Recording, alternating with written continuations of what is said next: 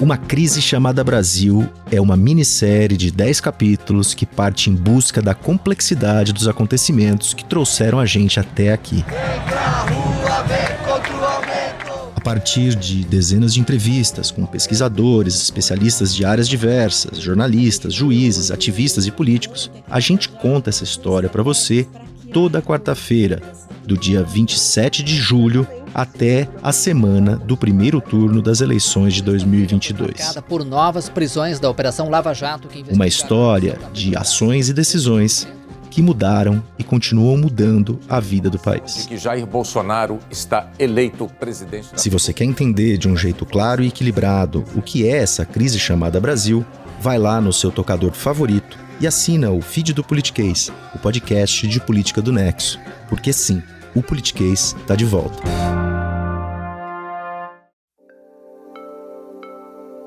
Uma nova carta manifesto pró-democracia que expõe os riscos da ruptura democrática no Brasil. Um texto que teve a assinatura de mais de 3 mil personalidades e entidades civis. Estão ali até banqueiros e grandes empresários. Uma iniciativa que causou reação dentro do governo Bolsonaro. Eu sou a Suzana Souza e esse é o Durma Com Essa, o podcast de notícias do Nexo.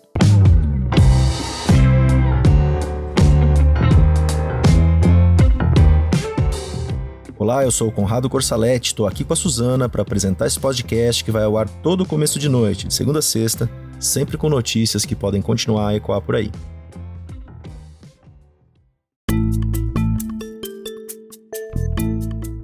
Terça-feira, 26 de julho de 2022. Dia em que o ministro da Casa Civil, Ciro Nogueira, insinuou que banqueiros assinaram uma carta pró-democracia condenando as atitudes do presidente Jair Bolsonaro porque perderam bilhões de reais depois da criação do Pix. A carta manifesto, assinada pelos banqueiros, tem mais de 3 mil apoios, incluindo também grandes empresários, advogados, artistas, intelectuais e entidades da sociedade civil. O documento articulado na Faculdade de Direito da USP é uma reação aos reiterados ataques de Bolsonaro ao sistema eleitoral e ao Supremo Tribunal Federal. Foi por meio da sua conta no Twitter que o ministro da Casa Civil defendeu o governo Bolsonaro e disse que o manifesto é resultado de medidas impostas pelo Banco Central às instituições financeiras. Segundo Ciro Nogueira, as transferências bancárias via Pix reduzem as taxas cobradas pelos bancos e resultam em uma redução anual de receitas desses mesmos bancos, que chegaria aí à casa dos 40 bilhões de reais. Quanto aos signatários que não fazem parte do mercado financeiro, o Ciro Nogueira afirmou que todos vivem num país livre, por isso podem se manifestar sem sofrer perseguição. Embora o manifesto não cite nominalmente Bolsonaro, ele responde diretamente ao presidente. O texto fala do risco às instituições da República, condena insinuações de desacato ao resultado das eleições, entre outros pontos.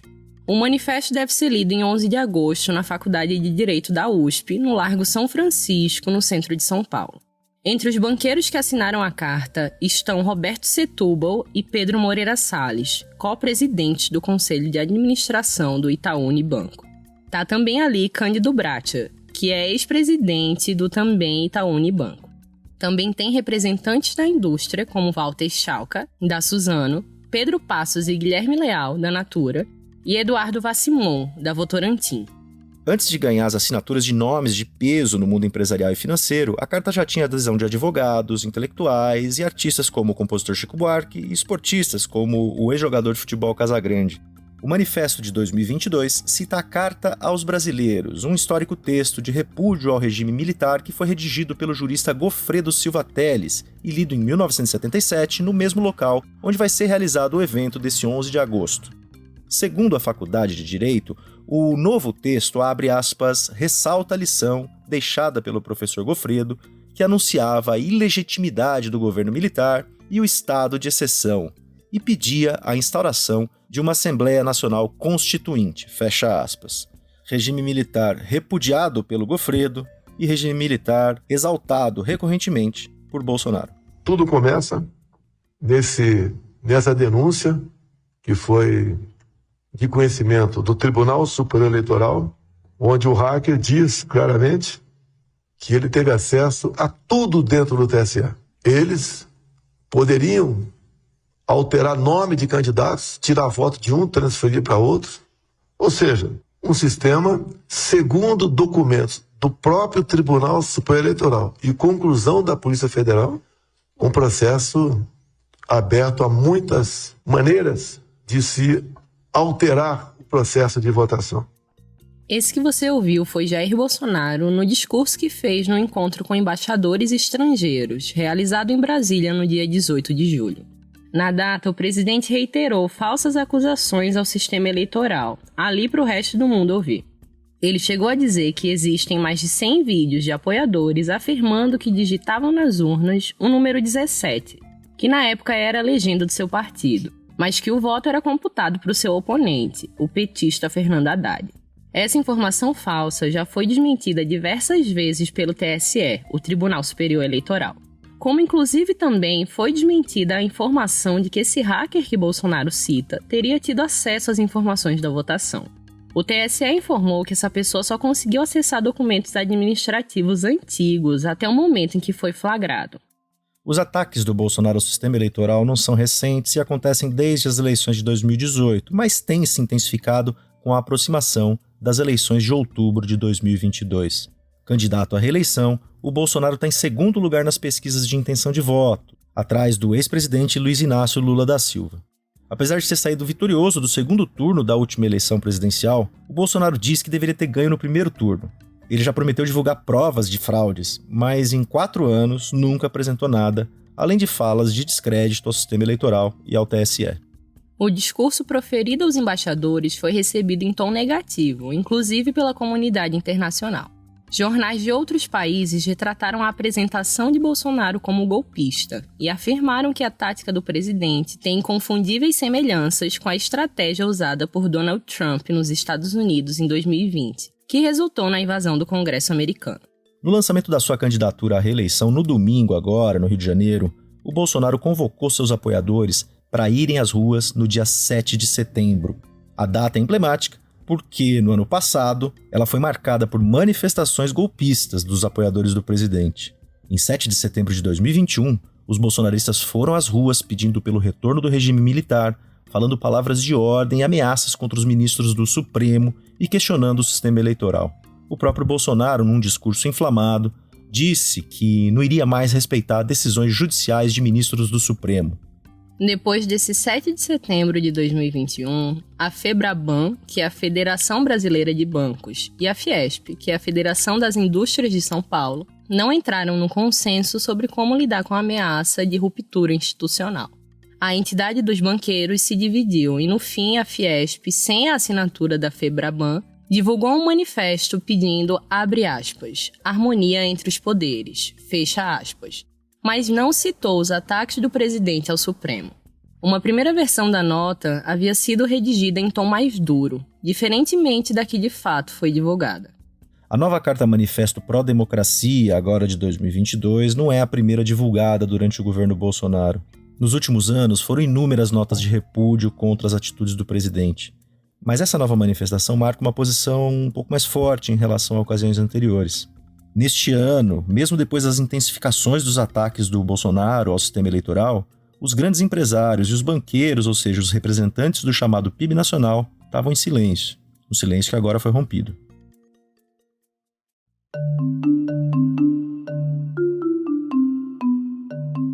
Um ponto levantado por especialistas na crítica ao silêncio ou à demora de reações dos setores no mercado financeiro e empresarial vem do fato de que esses atores costumam ser bem ativos. Em 2016, a Fiesp fez ampla campanha para o impeachment da então presidente Dilma Rousseff. Os patos amarelos, que ficaram conhecidos como um dos símbolos do processo de destituição de Dilma, foram criados e financiados pela Fiesp. Outras entidades industriais, associações comerciais e entidades patronais também apoiaram a queda da petista. No primeiro semestre de 2020, manifestos em série foram lançados em defesa da democracia, em sua maioria assinados por personalidades e entidades civis. Naquele momento, Bolsonaro amargava derrotas no Supremo, estava sob pressão em inquéritos criminais e já ameaçavam a ruptura institucional. Um dos textos foi um manifesto Estamos Juntos, assinado por políticos de diferentes partidos. Como o ex-presidente Fernando Henrique Cardoso, do PSDB, o ex-prefeito e ex-ministro Fernando Haddad, do PT, além de figuras como o apresentador Luciano Huck, que na época era cotado para se candidatar à presidência em 2022. Já no primeiro semestre de 2021, houve cobranças por ações efetivas do governo contra a pandemia de Covid-19 e contra os retrocessos ambientais. No segundo semestre daquele ano, as elites econômica e intelectual brasileiras também se uniram numa carta aberta em defesa do sistema eleitoral. Houve inclusive adesão de empresários que eram apoiadores do Bolsonaro antes.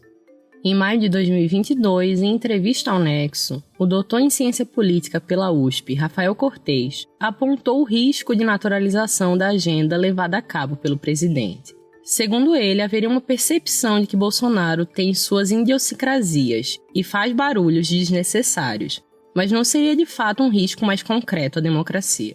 O ano de 2022, porém, vem mostrando que os planos presidenciais se parecem realmente com o que fez o Donald Trump nos Estados Unidos, com a invasão do Congresso, num episódio que é considerado um dos mais graves da democracia americana. A carta manifesto assinada por banqueiros e grandes empresários faz menção ao caso americano, abre aspas. São intoleráveis as ameaças aos demais poderes e setores da sociedade civil e a incitação à violência e à ruptura da ordem constitucional. Assistimos recentemente a desvarios autoritários que puseram em risco a secular democracia norte-americana. Lá, as tentativas de desestabilizar a democracia e a confiança do povo na lisura das eleições não tiveram êxito. Aqui também não terão. Fecha aspas.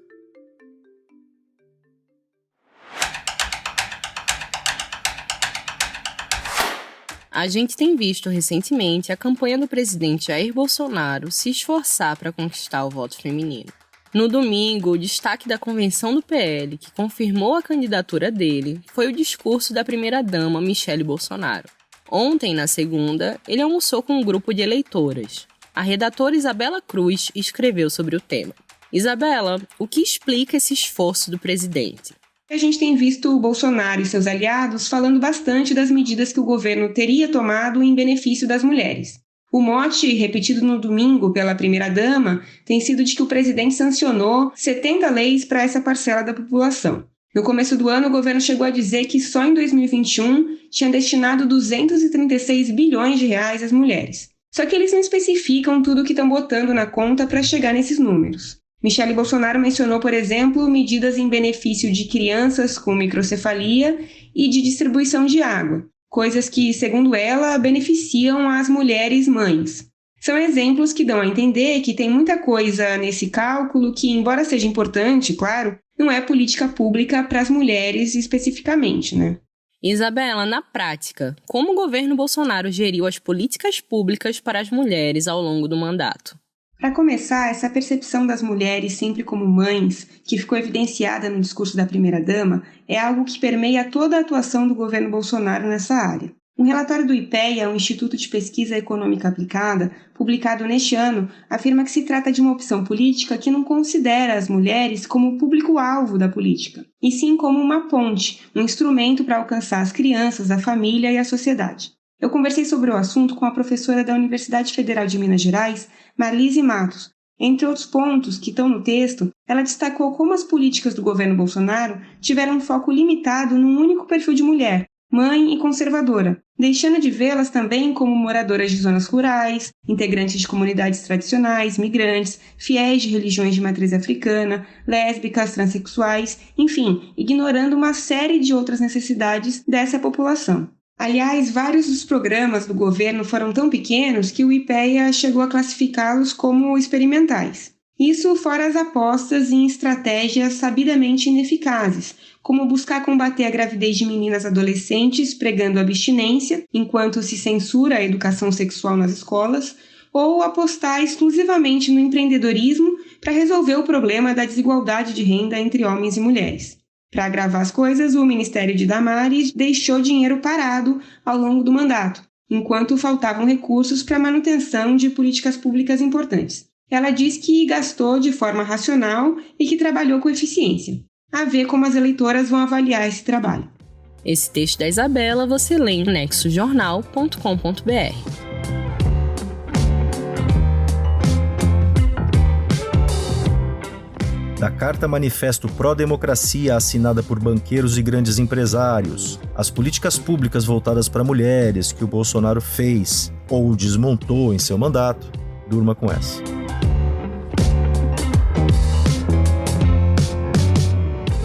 Com o roteiro de Suzana Souza, produção de Conrado Corsaletti, participação de Isabela Cruz e edição de áudio de Roberto Soares, termina aqui mais um Durma com Essa. Amanhã tem mais. Até!